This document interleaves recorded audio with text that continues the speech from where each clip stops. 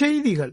தனிப்பட்ட மற்றும் ஆன்மீக சிக்கல்களை எதிர்கொள்ளும் அருள்பணியாளர்களுக்காக இறைவேண்டல் செய்யுமாறு உலகெங்கிலும் உள்ள விசுவாசிகள் அனைவருக்கும் அழைப்பு விடுத்துள்ளார் திருத்தந்தை 14ஆம் லியோ. மார்ச் 31 செவ்வாய்க்கிழமை என்று வெளியிட்டுள்ள ஏப்ரல் மாதத்திற்கான தனது இறைவேண்டல் கருத்தில் இவ்வாறு அழைப்பு விடுத்துள்ள திருத்தந்தை நெருக்கடியிலுள்ள அருள்பணியாளர்களுக்காக ஆதரவு அளிக்குமாறும் கேட்டுக்கொண்டுள்ளார்.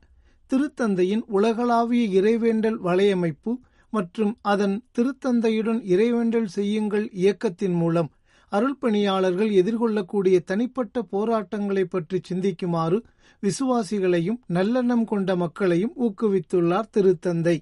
அருள்பணியாளர்கள் வெறும் பணியாளர்கள் மட்டுமல்ல, அவர்கள் அக்கறை, புரிதல் மற்றும் தோழமை தேவைப்படும் தனிநபர்கள் என்று வலியுறுத்தியுள்ள அதேவேளை அவர்கள் எதிர்கொள்ளக்கூடிய தனிமை, சந்தேகம், சோர்வு உள்ளிட்ட சவால்களை பற்றி எடுத்துக்காட்டி அவர்கள் மீது அதிக பரிவு காட்ட வேண்டும் என்றும் சுட்டிக்காட்டியுள்ளார் திருத்தந்தை. அருள்பணித்துவ வாழ்வின் சமூக பரிமாணம் குறித்தும் எடுத்துக்காட்டியுள்ள திருத்தந்தை விசுவாசிகள் எந்தவித தீர்ப்பும் வழங்காமல் அவர்களுக்கு செவிமடுக்கவும், அருள்பணியாளர்கள் பிழையற்றவர்களாக இருக்க வேண்டும் என எதிர்பார்க்காமல் அவர்களிடம் நன்றி உணர்வுடன் இருக்கவும், உண்மையான இறைவேண்டல் வழியாக அவர்களுக்கு ஆதரவளிக்கும் வேண்டும் என்று விண்ணப்பித்துள்ளார். அருள்பணியாளர்கள் மீதான அக்கறையை இறைமக்கள் அனைவரின் கூட்டு பொறுப்பு என்றும் வர்ணித்துள்ளார் திருத்தந்தை. இறுதியாக அருள்பணியாளர்கள் அனைவரும் வலுவான நட்புறவுகளையும் உடன்பிறந்த உறவுக்கான ஆதரவு வலையமைப்புகளையும் தங்கள் இறையழைத்தலில் புதுப்பிக்கப்பட்ட மகிழ்ச்சியையும் கண்டடைவார்கள் என்று நம்பிக்கை தெரிவித்து ஏப்ரல் மாதத்திற்கான தனது இறைவேண்டல் கருத்தை நிறைவு செய்துள்ளார் திருத்தந்தை. திரு அவையில் பெனடிக்டின் துறவற சமூகங்கள் செய்து வரும் அளப்பரிய மற்றும் மறைவான நற்பணிகளுக்காக நன்றி தெரிவித்துக் கொண்டார் திருத்தந்தை 14ஆம் லியோ. மார்ச் 30 திங்களன்று பெனடிக்டின் துறவிகளை திருப்பீடத்தில் சந்தித்த போது தனது நன்றியை தெரிவித்துக் கொண்ட திருத்தந்தை இறைவேண்டல் மற்றும் சேவை எனும் தங்களது ஆன்மீக பணியில் விடாமுயற்சியுடன் ஈடுபடுமாறு அவர்களை ஊக்குவித்தார்.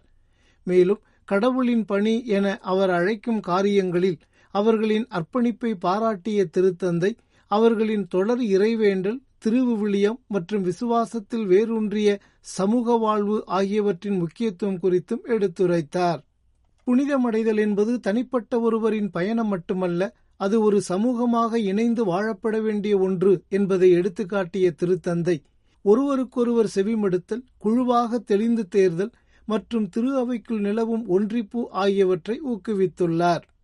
தனிமனிதவாதம் மேலோங்கியுள்ள இன்றைய உலகில் துறவற சமூகங்கள் தங்களின் சேவை, அன்பு மற்றும் ஆன்மீக ஆழத்தின் மூலம் ஒரு வலிமையான முன்மாதிரியை வழங்குகின்றன என்றும், குறிப்பாக மற்றவர்களுக்காக பரிந்து பேசும் மன்றாட்டு வழியாக அவர்கள் இப்பணியை செய்கிறார்கள் என்றும் கூறினார் திருத்தந்தை.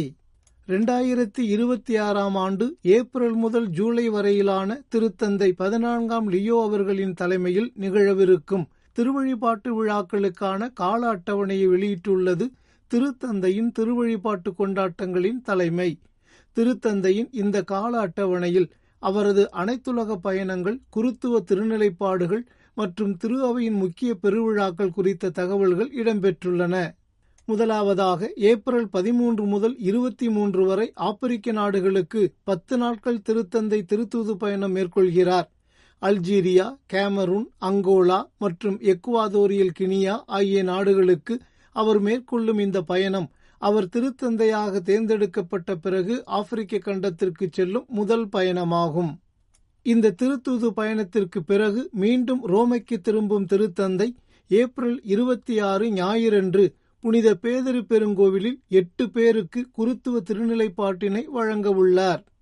எருசலேமில் இடம்பெற்ற குருத்தோலை ஞாயிறு திருவழிபாடுகளின் போது கத்தோலிக்க திரு அவையின் முக்கிய தலைவர்கள் இயேசுவின் புனித கல்லறை கோவிலுக்குள் நுழைய முடியாமல் தடுக்கப்பட்டதைத் தொடர்ந்து திருப்பீடச் செயலர் கர்தினால் பியத்ரோ பரோலின் அவர்கள் திருப்பீடத்திற்கான இஸ்ரேல் தூதர் யாரோன் சைடுமேன் அவர்களை மார்ச் 30 இத்திங்களன்று நேரில் சந்தித்து பேசினார்.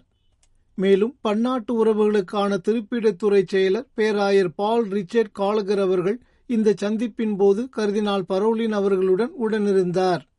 நேயர்களே, இத்துடன் வத்திக்கான் வானொலியின் தமிழ் ஒலிபரப்பு நிறைவு பெறுகின்றது. உங்கள் செவிமடுத்தலுக்கு நன்றி. வணக்கம்.